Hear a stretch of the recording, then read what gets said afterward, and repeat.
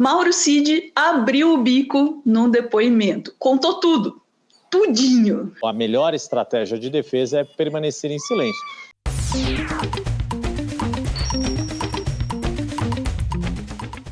Grande dia! Não é bem assim. Antes de comemorar, a gente tem que entender que Mauro Cid, ele é um cara bastante desejado, popular aí nos inquéritos, né?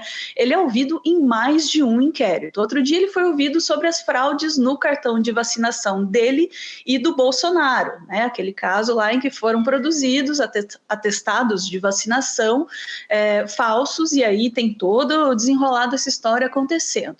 Nesse episódio, o passarinho não cantou. Ficou completamente mudo. Mauro Cid foi lá e não falou nada, não respondeu nada. Aqui a base bolsonarista reagiu com bastante alívio, né? O que me faz perguntar por que eles não querem que o Mauro Cid cante naquele caso. Mas ontem, dia 22 de maio, o Mauro Cid foi ouvido no inquérito sobre as joias sauditas. E ali o Cid respondeu todas as perguntas. Então, ontem, o Mauro Cid foi ouvido no inquérito sobre as joias sauditas, mais um inquérito em que o Cid está envolvido. E ali o Cid respondeu todas as perguntas que foram feitas, né? Por que será que no inquérito ele não falou nada e no outro inquérito ele resolveu falar tudo? Na CNN, o Yuri Pita tem uma pista sobre o porquê dessa diferença de comportamento. Vamos ouvir lá. Yuri, boa noite para você também. E aí segue a pergunta natural, mas eu acho que a Renata até já deu uma pista disso, né? O que teria levado Mauro Cid a responder as perguntas de hoje, diferentemente da investigação da semana passada, mais grave, da fraude dos cartões de vacinação? Essa é mais fácil? De certa forma, sim, Márcio. Boa noite para você, para a Renata, para quem nos acompanha aqui no CNN Prime Time. De fato, porque como o Renato Agostini estava já encaminhando aqui e vou seguir na mesma trilha. No caso dos certificados de vacinação, as evidências que já foram colhidas pela Polícia Federal são muito robustas nessa investigação e a própria mulher de Mauro Cid já admitiu que o documento foi falso, foi falsificado e foi utilizado, ou seja, ele tem muito a esclarecer e por isso, naquele caso, a estratégia da defesa, a defesa avalia que foi mais positivo para ele, ou a melhor estratégia de defesa é permanecer em silêncio. Diferente dessa situação em que Mauro Cid tem as suas justificativas, inclusive pela função que ocupava como ajudante de ordens da presidência da República, para tentar resolver um imbróglio de um presente que o governo passado tratava como um presente diplomático, mas que entrou por vias completamente inadequadas, de forma clandestina, na bagagem de um assessor do ministro que estava representando o governo brasileiro, que era o ex-ministro Bento Albuquerque, de Minas e Energia, em outubro de 2021.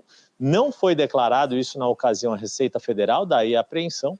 Ele ainda, Mauro Cid, depois, porque só tomou conhecimento do caso já no final do governo, um ano depois do episódio da entrada e da apreensão desse conjunto de joias milionárias, e que pode ter alegações para fazer ali de que estava apenas tentando cumprir o seu dever e tentar deixar a casa em ordem ao fim do mandato. Mas há uma série de dúvidas a esse respeito. O que ele faria se tivesse conseguido essas joias? Teria dado encaminhamento burocrático para que ficassem no acervo da presidência da República ou teria levado para o acervo privado de Bolsonaro? Seja qual for a justificativa dele e as respostas que vierem, fato é que, mesmo sendo mais fácil do ponto de vista jurídico, politicamente é uma situação bastante complicada para o próprio ex-presidente. A associação da família Bolsonaro com o termo joias já é algo que ficou marcado depois desse episódio. Tá aí então, né?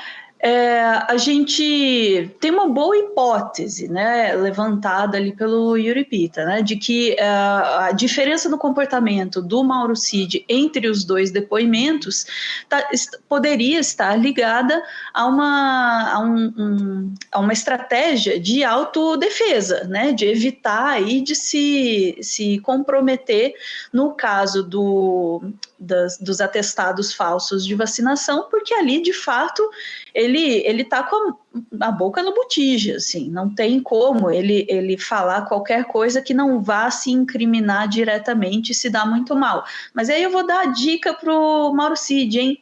Delação premiada, que chama. Pergunta para o seu advogado, ele vai saber te dizer a respeito disso. E aí, no segundo caso, ele poderia falar, porque ali realmente ele é apenas um ajudante, ali sim, ele está como apenas um ajudante de ordens, buscando informações, e tem a participação clara do Bolsonaro estabelecida ali. E aí eu te pergunto a principal pergunta, né, que é levantada por essas hipóteses, Clara. O Cid está tentando se proteger ou está tentando proteger o Bolsonaro? Pois é, né, Ana? Se a gente fosse muito inocente, a gente podia dizer que é surpreendente que ele tenha informação do que não complica ele, mas ele não tem informação do que complica ele, né? Olha que coincidência, né? Que ele sabe aquilo que para ele é conveniente saber e o que não é conveniente ele não sabe. Então eu acho que a gente tem uma resposta aí de onde é que está o interesse dele. E, enfim, né? Eu acho que pra gente, que bom saber que ele está disposto a entregar coisas desde que ele não se implique diretamente na situação. E aí eu acho que sua recomendação aí dele se informar a respeito da delação premiada, quem sabe pode render aí bons frutos pra gente, né?